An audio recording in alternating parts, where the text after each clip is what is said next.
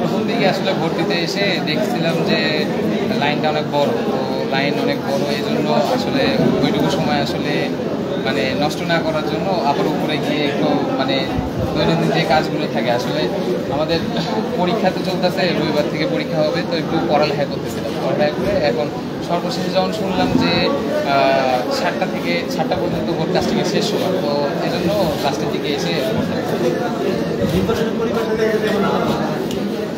নির্বাচনের পরিবেশ অনেক ভালো, মানে সুষ্ঠু নির্বাচন, আর মানে কোনো রকম কোনো মানে সমস্যা নির্বাচনের ক্ষেত্রে হয় না। তো এরকম আসলে এরকম চাকসু নির্বাচন আমরা এরকমই চেয়েছিলাম।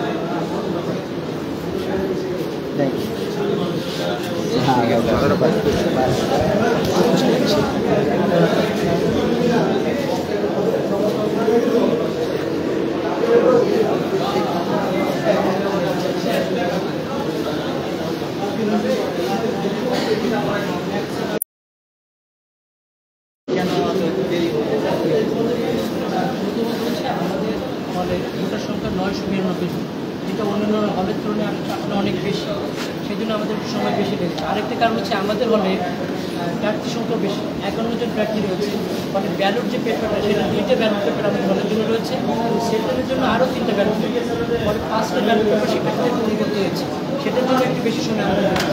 আর আমরা মনে করছি যেখানে 992 জন ভোটার ছিল, আমাদের যদি বুথগুলো 30টা বুথ থাকতো তাহলে আমাদের জন্য অনেক সহজ হতো।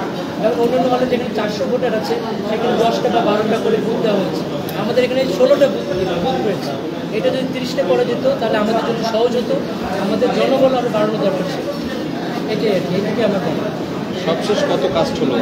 আর সবশেষ মতো আমাদের এটা ফাইনাল ডিসিশন না, কিন্তু আমি বলছি যে আমরা যে হিসাবটি পেয়েছি 807টা ভোট আমাদের এখানে কাজ করেছে, 992 জন আমাদের টোটাল ভোট। ভোট প্রচারের জন্য এখন পর্যন্ত আরো কোনো শিক্ষার্থী বাকি আছে কি?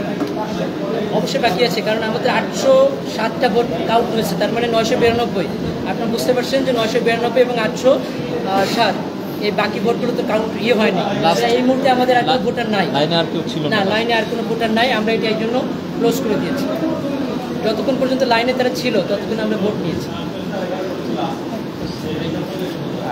দর্শক শুনছিলেন যে